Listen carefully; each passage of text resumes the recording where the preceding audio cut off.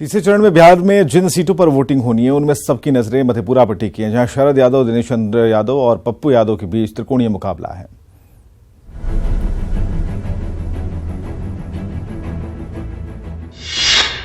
मधेपुरा में यादव उम्मीदवारों के बीच भिड़ंत, शरद और दिनेश के बीच पप्पू भी ठोक रहे ताल।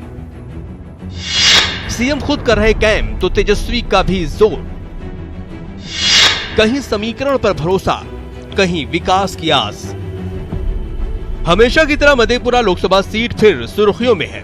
बीपी मंडल की ये धरती कभी लालू की मनपसंद सीट रही है, लेकिन इस बार लालू से दो हाथ करने वाले शरद आरजेडी के टिकट पर मैदान में है। दूसरी तरफ जेडीयू ने दिनेश चंद्र यादव पर दांव खेला है, जबकि 2014 में आरजेडी से सांसद बने पप्पू यादव जन अधिकार पार्टी से चुनाव लड़ रहे हैं।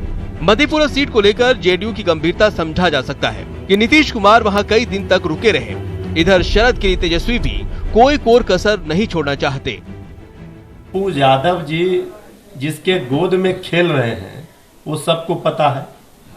तो शरद यादव जी पार्टी का राष्ट्रीय जनता दल के उम्मीदवार हैं और ये जो लड़ाई है ये सीधा ओपन है। लालूवाद की जो विचारधारा है उस विचारधारा को लोग वोट दे रहे हैं। तो मुख्यमंत्री जी का इतना समय बिताना एक सर्टेन एरिया में यह बताने को काफी है कि जेडीयू की खिचड़ी वहां नहीं पक रही है। जेडीयू परेशान है।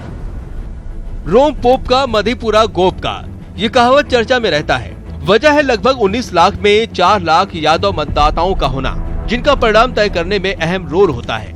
आरजेडी के लिए एम-वाई समीकरण नेचुरल माना जाता है, लेकिन पप्पू यादव की वजह से इसमें सेध लगना तय है। स्वाभाविक है कि इसका फायदा एनडीए उम्मीदवार को मिलेगा।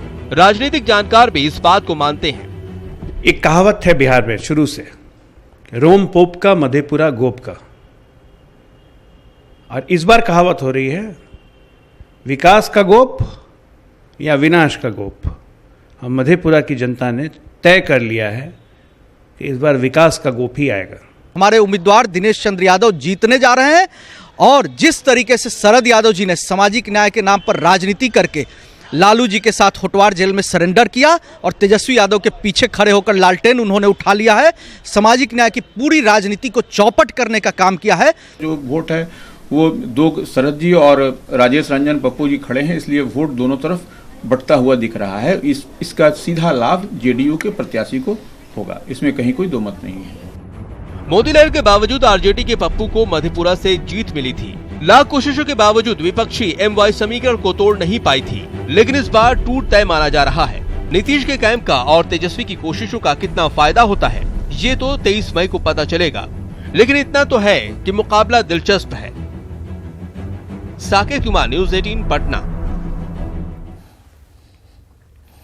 साध्वी प्रज्ञा ठाकुर को लेकर बिहार की सियासत में भी तपिश देखने को मिल रही है। विपक्षी पार्टियां साध्वी को भोपाल से बीजेपी का उम्मीदवार बनाए जाने पर न सिर्फ एनडीए को कटघरे में खड़े कर रही हैं, लेकिन सीएम नीतीश कुमार भी सवाल उठा रहे हैं नीतीश कुमार पर कि ऐसे में बीजेपी के पास सिर्फ जनता का सहारा ही बच गया है।